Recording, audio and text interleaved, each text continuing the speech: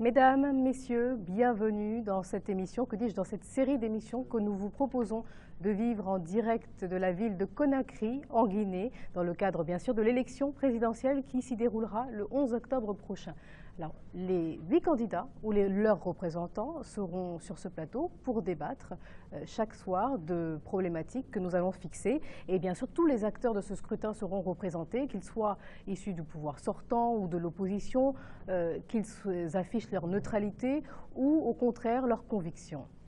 Merci Marie-Angèle. On va donc souhaiter une bienvenue aux téléspectateurs qui nous regardent en direct de Conakry, où nous comptons vous faire vivre jusqu'au 11 octobre prochain depuis notre studio situé ici à l'hôtel Riviera Royal, cette campagne présidentielle guinéenne. Alors à chaque émission son thème, bien sûr. Durant ce premier débat, il sera donc question du processus électoral et des enjeux de ce scrutin. Puis durant cette semaine, nous débattrons autour d'autres sujets, bien évidemment, avec d'autres représentants de candidats. Les réformes, par exemple, en cours en Guinée, le secteur de la santé, la gestion de la crise liée au virus Ebola, les infrastructures, l'eau, l'électricité, ces problématiques autour de ces thèmes-là, bien sûr. Et enfin, nous pourrons donc soulever un certain nombre de préoccupations de la population et tenter avec nos invités d'y répondre. Un thème bien sûr sur le processus électoral dont nous allons débattre au cours de la première partie de ce débat avec 4 invités qui sont tous présents sur le plateau. Je vais les présenter dans une minute. Je commence par M. Nabi Youssouf Kiridi Bangoura. Bonsoir. Bonsoir. Vous êtes directeur de stratégie et d'opération électorale du candidat du parti qui est au pouvoir, il faut le dire, un rassemblement du peuple de Guinée, le RPG. Oui. Je vais continuer avec M. Faya François Bouroumo, qui est le porte-parole de M. Lansana Kouyaté. C'est le candidat du Parti de l'Espoir pour le développement national, le PEDN. Bonsoir. Oui. Bonsoir. Juste en face de vous, nous avons M. Mohamed Tal, qui est le porte-parole de M. Sidia Touré, le candidat de l'Union des forces républicaines, l'UFR. Bonsoir. Bonsoir.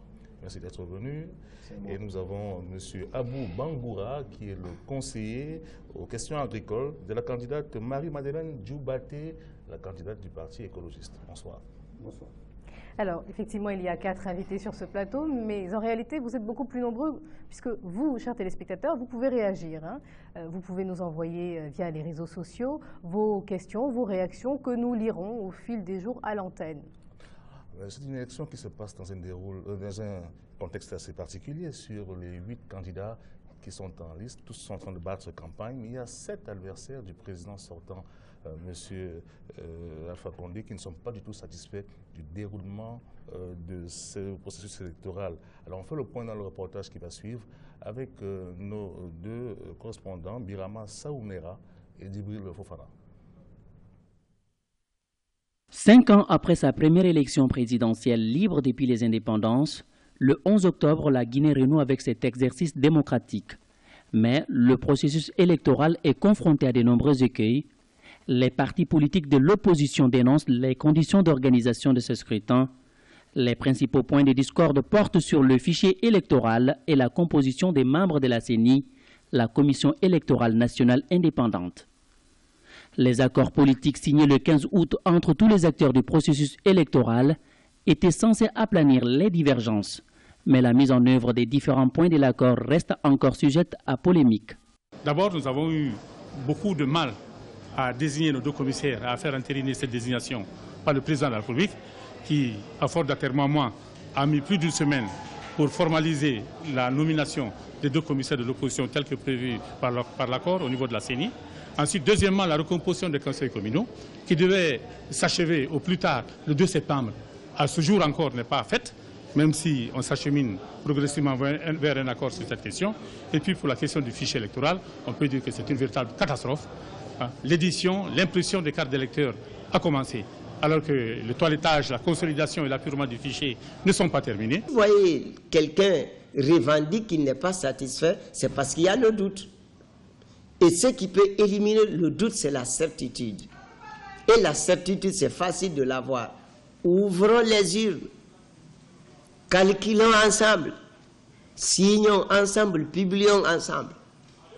Quand je perds, je suis certain en ce sens que j'ai perdu. Malgré les craintes de l'opposition, le parti au pouvoir a déjà donné des gages de sa volonté de garantir la transparence du scrutin, avec la nomination par décret le 14 septembre de 2 représentants de l'opposition au sein de la CENI. Pour de nombreux analystes politiques, le processus électoral souffre surtout d'un manque de bonne foi de la part des différentes parties prenantes. La crainte des contestations post-électorales pourrait être levée si le processus reste inclusif et participatif. Si nous interrogeons l'histoire politique de notre pays, chaque élection donne violence. C'est pourquoi il faut faire attention pour ne pas que cette fois-ci, l'élection 2015, après plus de 50 ans de civilisation politique, qu'on ne doit plus répéter les mêmes erreurs. Malgré les menaces de boycott de l'opposition, la date de l'élection présidentielle est maintenue au 11 octobre 2015. La campagne électorale bat son plein sur toute l'étendue du territoire. Nul doute que le parachèvement de ce processus dans la paix et la sérénité ancrera irrémédiablement la construction démocratique de la Guinée. Monsieur Kiridi Bangoura, vous représentez le candidat qui est également président sortant, et donc qui se représente. Il est intéressant de savoir quel est le regard que vous portez sur ce processus électoral. Vous serez peut-être contredit sur ce plateau par les autres personnes qui s'y trouvent, mais c'est important de le savoir quand même. Non, vous savez, il y a la tradition en Afrique en année électorale, personne ne peut vous l'apprendre, de remettre en cause les règles, les lois et de chercher à bâtir des compromis qui rassurent les acteurs. Et Monsieur le Président de la République avait pris l'initiative ici, publiquement, d'inviter le chef de file de l'opposition, de recevoir ensuite le Premier ministre Sidya Touré, qui est le leader du deuxième parti de l'opposition, pour voir avec l'ensemble de la classe politique comment trouver des consensus adossés à la loi, applicables pour rassurer non seulement les acteurs électoraux, mais aussi et surtout pour donner au pays la chance de vivre une campagne paisible et des résultats acceptés de tous. À l'issue de ces discussions, le 20 août, un accord a été signé. La première partie de cet accord concernait la recomposition de la CENI, chose qui a été relativement facile parce que la majorité a renoncé à ses droits de désigner un commissaire qui était décédé et l'opposition a pu ainsi remplacer un commissaire décédé qui appartenait à l'opposition et un autre commissaire qui était normalement, dont le poste était dévolu à la majorité. La deuxième partie de l'accord était, c'est vrai, difficile à mettre en œuvre, c'est-à-dire la composition des 128 délégations spéciales. Vous savez, quand vous mettez les grands partis autour de la table et que ces grands partis doivent, au vu et à l'analyse des résultats des élections législatives, se repartir la gouvernance de 128 collectivités locales, ce n'est pas chose facile. Mais je crois que le gouvernement a été de très bonne foi. Les partis politiques ont travaillé. Finalement, un accord a été trouvé et les 128 délégations spéciales sont en place. Quant aux fichiers, j'en parle avec d'autant plus d'aisance que quand même les cartes d'électeurs sont sur le terrain, dans les 38 circonscriptions du pays. Ce qui est à faire aujourd'hui, qui est très pénible pour les partis politiques que nous sommes et que nous avons tendance à refuser de faire, c'est que nos démembrements sur le terrain, nos structures à la base, peuvent constater, par exemple, qu'on a oublié dans le colisage tel bureau de vote ou tel bureau de vote. On a oublié apparemment pas mal. Hein. Encore une fois, je crois que le call center de la CENI fonctionne. Nous, le parti majoritaire, c'est-à-dire le RPG Arc-en-Ciel, nous recensons de nos structures tous les jours à peu près une demi-centaine d'appels. Entre 57 et 58 appels, nous les répercutons à la CENI et à chaque fois nous avons eu satisfaction. On va revenir à vous dans une minute, monsieur Kiridi Bangoura. Monsieur Tal, il y a une réunion de l'opposition qui s'est tenue le 1er octobre. Et notamment, je crois que ce lundi, vous avez une autre réunion pour voir si vous allez continuer à poursuivre ce processus électoral. Vous n'êtes pas d'accord avec ce qu'il est en train de dire, le représentant du RPG? Bien entendu que nous ne sommes pas d'accord. Il embellit un peu trop la situation. C'est vrai que dans l'accord du 20 août, il y avait 3 points qui posaient problème. Les 2 premiers, à savoir la CENI et la recomposition des délégations spéciales, des conseils communaux, pour en faire des délégations spéciales, on y est parvenu avec plus ou moins de difficultés. Ce qui a été beaucoup plus difficile et qui n'a pas été fait à la satisfaction de tout le monde, c'est le travail sur le fichier. Et ce, malgré la mise en place d'un comité technique, on n'a pas pu avoir un fichier suffisamment assaini. Pourquoi? La CENI a parlé d'Ebola aussi, hein, qu'il y a eu une désorganisation. Le fichier qui est atteint d'Ebola? Je ne comprends pas. Non, mais il y a eu, en ce qui concerne les révisions et autres, il y a eu un problème avec Ebola dans le pays à un moment donné. Et qui a non, mais là je ne parle même pas seulement de la période d'enrôlement. Je parle là du travail qu'on attendait du comité technique de suivi. À ce niveau-là, je suis désolé, on a empêché ce comité de travailler normalement. Pourquoi? Les objectifs visés étaient très clairs. Il s'agissait de débarrasser le fichier de toutes les impuretés, c'est-à-dire doublons, c'est-à-dire mineurs, etc. Si vous prenez le cas des mineurs, nos experts, ceux de l'opposition, avaient préconisé une méthode claire. Après avoir identifié des suspects qu'on fourrait généralement dans une tranche d'âge de 18 à 25 ans, ils ont souhaité voir la répartition sur l'ensemble du territoire de ces personnes suspectées d'être mineures. Et à partir de cette répartition-là, la méthode qu'ils ont préconisée consistait à sonder d'abord les zones qui comprenaient le plus grand nombre de personnes suspectées. Malheureusement, cette méthode n'a pas été retenue. Celle qui a été retenue et qui ne rendait pas compte suffisamment de l'ampleur de ce phénomène dans le fichier, c'est la méthode qu'on a appelée la méthode aléatoire. Ça consistait à prendre sur l'ensemble du corps électoral un échantillon de 12 000 personnes suivant une méthode aléatoire. Mais ce qu'on peut dire, c'est que ce sont des points de vue différents. Mais est-ce que ça veut dire pour autant qu'on a empêché ce travail d'être fait correctement? Non. Alors, madame, justement, on va prendre un autre parti justement d'opposition. Monsieur Bourounou, vous pouvez nous dire effectivement si vous avez eu la même perception effectivement que Monsieur Tall concernant le déroulé de ce processus électoral, de la bonne foi ou non des autorités en place pour organiser ce scrutin, comme ils s'étaient engagés à le faire. La mauvaise foi, encore la mauvaise foi. Je commencerai parce que mon frère Tal venait de dire la question du toilettage du fichier électoral. Lorsque les experts ont posé le problème, la CENI a dit que pour faire ce toilettage, elle peut donner la partie alphanumérique du fichier électoral, mais la partie biométrique, on ne peut pas toucher à cela. Parce que les experts se sont rendus compte que sur le fichier électoral, il y avait plus d'1 million, il y avait 1 million et quelques d'électeurs qui étaient recensés en 2015. Sur les 1 million et quelques, il y a 400 000 électeurs qui sont tous nés le 1er janvier 1996. Et 300 000 électeurs, tous nés le 1er juillet 1993. Peut-être que c'est un miracle que cela se passe dans notre pays en 1996, mais aujourd'hui encore, la question reste posée. Les experts ont dit qu'au-delà de ce constat des dates de naissance, allons pour voir les physionomies des personnes. C'est ainsi qu'ils ont demandé le fichier électoral, l'accès à la partie biométrique du fichier électoral. La CENI a refusé catégoriquement. Aujourd'hui, la conséquence, c'est quoi?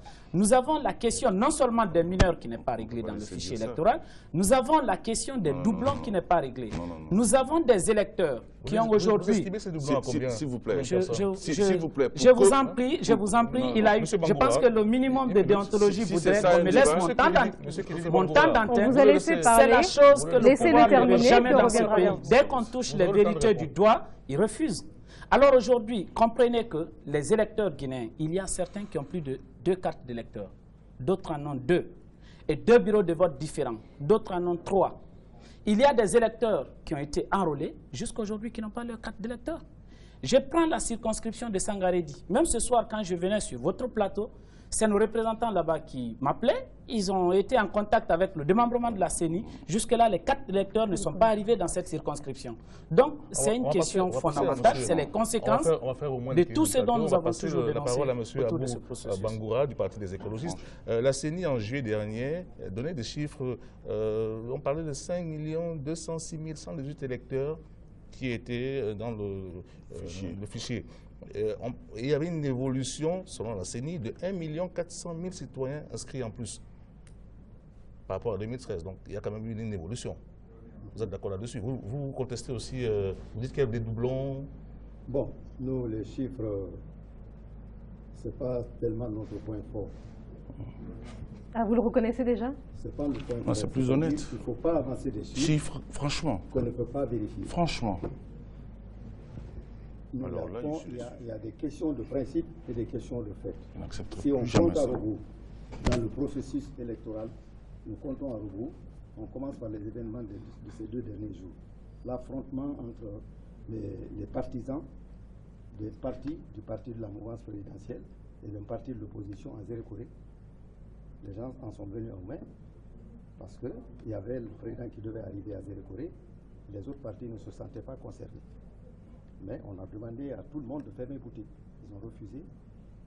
Et ça laisse présager qu'au lendemain, n'est-ce pas, de ces élections, si un parti traditionnel est vainqueur, il y aura des contestations. On a l'occasion d'y revenir. Oui. Monsieur Kiridi Bangoura, justement, vous avez... S'il vous plaît. Ça fait partie du processus électoral. Ça, c'est le dernier point. Oui. Ça, c'est le premier point. Mais justement, apparemment... Encore, monsieur Bourmou vient de le dire. Sur les listes et les révisions. Avant-hier, vendredi, j'étais sur l'axe Conakry-Koya. Il y a des militants qui étaient désemparés, des citoyens qui cherchaient à obtenir leur carte dans certains bureaux. Moi qui vous parle, je n'ai pas encore ma carte. Vous ne prenez pas votre carte? Non. C'est une information qui nous est revenue. Mais justement, s'il vous plaît, on a compris cet exemple. S'il vous plaît, laissez-moi vous donner la parole, s'il vous plaît. On a écouté toutes les personnes sur ce plateau. On revient vers vous. Vous semblez être en désaccord total avec certains propos. Non, je ne suis pas en désaccord. Je veux sincèrement, pour le respect de notre pays, qu'on fasse attention. Des instants magiques comme ça, où en 5 minutes, on peut balancer des inepties, on peut croire qu'on fait de la politique. Mais il faut assumer ce que le peuple de Guinée regarde, ce que le monde entier regarde. Le fameux comité d'audit dont il s'agit a été présidé par les experts de la communauté internationale. Je vous en passe le moins. Les États-Unis d'Amérique, la France, la francophonie, les Nations Unies ont présidé ce travail d'experts. Le rapport a été signé et a déclaré le fichier valide pour les élections. Donc le monde entier, en collusion avec la CENI, a décidé de faire des élections truquées en Guinée. C'est une bonne nouvelle, je crois qu'il faut le savoir. La francophonie a dépensé l'argent public de ses membres. Les Nations Unies ont dépensé l'argent public des nations du monde pour simplement valider un tel fichier. Je vais vous dire quelque chose qui est très important. Et j'aimerais que mes jeunes frères fassent l'effort de ne parler que de ceux qui connaissent. Et la sagesse du doyen Abou doit nous faire réfléchir. On n'est pas dans un jeu. Il y a eu une cartographie très détaillée des anomalies dans le fichier actuel, dans la phase de correction classique. Il y a eu 140 000 à l'époque qui ont été éliminés du fichier parce que simplement les commissions administratives de révision des listes ont remonté les informations pour contester l'inscription de telle et telle personne. Le code électoral est très clair. Pour rayer ou inscrire un électeur, il faut qu'une commission administrative de révision le fasse. Deuxième chose, très sincèrement, les doublons. Les 70 000 doublons ont été nettoyés du fichier longtemps avant même le contrôle, de façon classique pendant l'affichage de la révision des listes électorales. Ce qui se passe aujourd'hui, nous avons 14 075 bureaux de vote dans notre pays. Il y a des partis qui ne peuvent pas se faire représenter tout simplement dans 1000 ou dans 2000. Il y a très peu de partis politiques qui peuvent le faire. Ceux qui ne peuvent pas se faire représenter inventent peu à peu une crise parce que simplement ils ne pourront même pas être le jour J dans les bureaux de vote de la République de Guinée. Sincèrement, que chacun fasse son travail. Nous, à la direction stratégie et opération électorale, qu'est-ce que nous faisons aujourd'hui? Il y a 2000 commissions administratives de distribution des cartes d'électeurs en République de Guinée. Nous avons nos représentants que nous avons envoyés auprès de ces 2000 commissions pour que chaque fois qu'un de nos électeurs ou un citoyen cherche sa carte et qu'il ne trouve pas, que l'information ne soit remontée, on met l'information à la disposition de la CENI. Mais pourquoi les électeurs n'ont pas encore leur carte à une semaine? Non. Les électeurs ont leur... Moi, j'ai ma carte. Et la carte est distribuée sur tout le territoire national. Encore une fois, tous les électeurs ont leur carte. Je ne dis pas que tous les électeurs ne sont pas allés chercher leur carte encore. Ah, donc madame, madame, la loi est très claire. Jusqu'à la veille du scrutin, les citoyens peuvent aller retirer leur carte d'électeur. Et lorsque les cartes ne sont pas disponibles? S'il vous plaît, les cartes sont disponibles. Aujourd'hui, sur le territoire national guinéen, les cartes sont disponibles dans les 2000 commissions de distribution des cartes d'électeurs. Excusez-moi, je finis juste par ça. Ce que je veux juste faire comme contribution, on a négocié durement. Je fais partie des gens, avec Tal, qui ont participé à ces négociations. On n'est pas en train ici de faire l'éclampsie. C'est la petite lumière qui, à force de vouloir briller, éclate au soleil. Nous voulons juste insister sur une chose. Les élections sont bien organisées en Guinée. Ceux qui sont prêts à aller aux élections viendront aux élections. Ceux qui n'ont pas de représentants dans les bureaux de vote, ceux qui n'ont même pas d'électeurs. On va revenir à vous, M. Tal, par rapport à la distribution justement des cartes. Oui, moi je voudrais revenir un tout petit peu en arrière, si vous permettez, par rapport au fichier. Je voudrais ici donner des faits objectifs qui ne sont pas contestables. Aujourd'hui, vous pouvez constater sur le terrain que le fichier qui existe aujourd'hui, le fichier électoral, comporte des doublons. La distribution des cartes en fait foi. Comporte des personnes décédées. Il y a des cartes de personnes décédées qui sont dans le circuit qui sont distribués. Vous, il n'est pas fiable. Pas du tout. Comportent des cartes sans photo. Et si vous imaginez dans un système pareil des cartes sans photo, ça veut dire probablement que les empreintes digitales aussi ont été mal prélevées, certainement. Et donc que probablement le travail de doublon a dû être mal fait. Ça, c'est la qualité du fichier en résumé. Pour revenir un peu... Vous dites que ce que vous dites ne peut pas être contesté, juste avant, justement, M. Kiridi Bangoura le contestait en disant que ce fichier avait été validé et considéré comme... Avec des experts de la communauté internationale. Non, voilà. Ce que je dis, c'est quelque chose qu'on vérifie sur le terrain. Apporter des preuves. Mais ça, je peux vous les apporter, si vous le permettez. Il faut les apporter. Mais monsieur Kiridi Bangoura, ce qu'on va vous demander, par contre, c'est de pouvoir laisser les autres personnes sur ce plateau s'exprimer. Je ne dirai plus rien. N'interpellez plus les autres, laissez-les parler. Par rapport à la distribution des cartes, le constat qui est fait sur le terrain, c'est que ça se fait dans des conditions totalement anarchiques.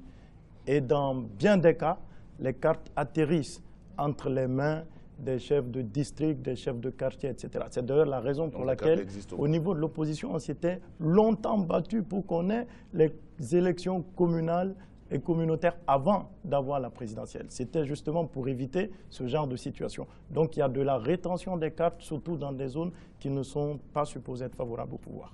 Monsieur Bangoura, alors, effectivement, on se trouve dans une situation où sur ce plateau, nous avons un représentant du candidat président sortant qui affirme que le processus électoral s'est déroulé avec comme preuve la bonne foi du pouvoir, et de l'autre côté, des membres de l'opposition et des représentants de candidats qui disent non, effectivement, on se trouve dans une situation où le fichier électoral n'a pas été totalement assaini, où, c'est sous-entendu, hein, nous demandons peut-être de reporter le scrutin de quelques jours.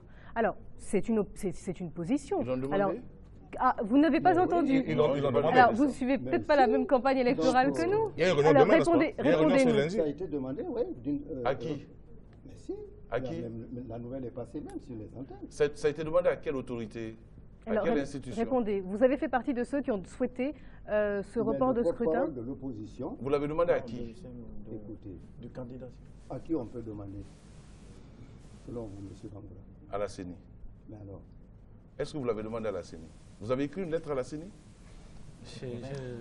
Vous savez, dans ce débat, moi je voudrais donner une précision. Oui. Je pense que la fraternité américaine se joue à la maison, l'apprentissage c'est dans les écoles, nous avons tous appris. Ça c'est extrêmement important. Parlons des vérités, des faits qui sont aujourd'hui en face de nous. Ce qui se passe sur le terrain, c'est quoi?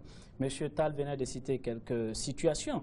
Nous vivons aujourd'hui les conséquences de toutes les tares que nous avons dénoncées depuis près de 5 ans. Nous avons connu des élections législatives dans des conditions que vous avez tous d'ailleurs couvert ici, en tant que média international. Aujourd'hui, nous avons une cartographie électorale où il y a des bureaux de vote de 0 électeurs. Il y a des bureaux de vote de 1 électeur, des bureaux de vote de 2 électeurs. Je vous donne autre exemple. Il y a un bureau de vote prévu à Bobo-Dioulasso, un bureau de vote prévu à Ouagadougou. Ça fait 2 bureaux de vote. Alors que le territoire burkinabé n'est pas une circonscription électorale de la Guinée, jusqu'au jour d'aujourd'hui. Aujourd'hui, vous regarderez le fichier électoral après, la cartographie électorale après nous, vous regarderez toutes les circonscriptions de l'étranger, vous ne verrez pas le Burkina Faso. Regardez après auprès de la CENI. Je vais noter aussi autre chose. La question de la transmission des résultats provisoires. La CENI a totalement violé les règles prévues dans le code électoral, parce que c'est 72 heures après la publication, n'est-ce pas, la réception des PV. Mais la CENI est allée au-delà de ça. Pourquoi cela? Il y a la mauvaise foi qui gouverne toujours notre processus électoral. L'autre chose... Vous avez beaucoup d'exemples, hein, effectivement, M. Bourounou. Mais la question est de savoir, vous nous donnez tous ces exemples-là, mais qu'en fait-on? Où allez-vous? Qu'attendez-vous? Que comptez-vous faire? Madame Touré. Alors, s'il vous plaît. C'est de très bonnes questions. Vous savez que nous avons été une opposition très objective qui a privilégié la quiétude sociale dans ce pays-là. L'avenir de ce pays, c'est nous qui allons le construire. Ce n'est pas quelqu'un d'autre qui viendra construire l'avenir de ce pays-là. Quelle est la solution? Alors aujourd'hui, la solution serait de mettre la bonne foi, la compétence au-dessus de tous. Mais aujourd'hui, l'incompétence et la mauvaise foi se sont cachés derrière un verbiage malin du côté de la CENI, du côté de la présidence de la République et du côté des autorités en place. Et je pense que c'est très dangereux pour notre pays. Mais là, vous ne nous parce que nous proposez pas partons. de solution. Je Alors, on va vous se tourner vers propose M. Thierry la Bangoura, bonne peut-être. foi, il n'y a pas une solution plus que la bonne foi et l'exercice de la compétence autour de ce processus électoral. En tant que fils modeste de cette nation, je vais me permettre juste de rappeler... Très rapidement. Très rapidement. S'il vous plaît, je vais juste quand même rappeler que Bobo Dioulasso et Ouagadougou dépendent de l'ambassade de Guinée au Mali. Et la circonscription électorale diplomatique Mali intègre le Burkina Faso. Et comme la circonscription électorale Sénégal intègre la Mauritanie. Parce que c'est vrai qu'il ne faut pas apprendre. Vous savez, le danger, c'est de dire on va faire la démocratie dans l'inculture et dans l'insolence des gens. S'il vous plaît, je reviens sur la question du fichier. Je reviens sur la question du fichier. Je reviens sur la question du fichier. Monsieur Tal, non, la solution... On m'interdit de parler. Non, vous n'interdisez pas de parler. La solution, s'il vous plaît, par rapport à tout ce qui se passe. Vous avez une réunion, la réunion c'est demain? L'opposition? Non, ce n'est pas de l'opposition. C'est une réunion à laquelle le grand frère Kiridi va participer. Une réunion entre mouvance, opposition, gouvernement et... vous trouvez un consensus par rapport à ce processus électoral? Évaluer la situation et puis voir ce qu'il y a lieu de faire. Est-ce que vous me permettez au moins de dire le mécanisme de dialogue qui a été mis en place de façon permanente? Bon, écoutez, juste terminer votre phrase, on reviendra vers vous, M. Kiridi Bangoura, vous nous expliquerez exactement en quoi consiste ce processus. Mais est-ce que tout le monde a acté quand même que le Mali couvre le Burkina et que le Sénégal couvre la Mauritanie? Bien évidemment, vous l'avez dit, on l'a entendu. Comme l'Allemagne couvre la Suède. Vous l'avez dit, vous l'avez dit. Nous sommes dans un processus de construction de la démocratie dans notre pays. Nous devons tous être d'accord sur cela. C'est la fin de la première séquence. On va revenir. C'est tout? Oui. Fin de cette première séquence, on vous remercie d'avoir participé à ce premier débat. Alors, bien sûr, à chaque émission, son thème. Durant cette première partie, il a été question du processus électoral. Nous n'avons malheureusement pas eu le temps d'entendre les arguments de tous nos invités sur ce plateau. Arguments aussi importants soient-ils, crédibles soient-ils. Mais nous allons à présent vous faire un petit résumé des différentes campagnes, des candidats. Un résumé qui nous est proposé par notre équipe de correspondants des envoyés spéciaux en Guinée et qui est d'ailleurs présenté par vous, Thierry. À tout à l'heure, on se retrouve juste après.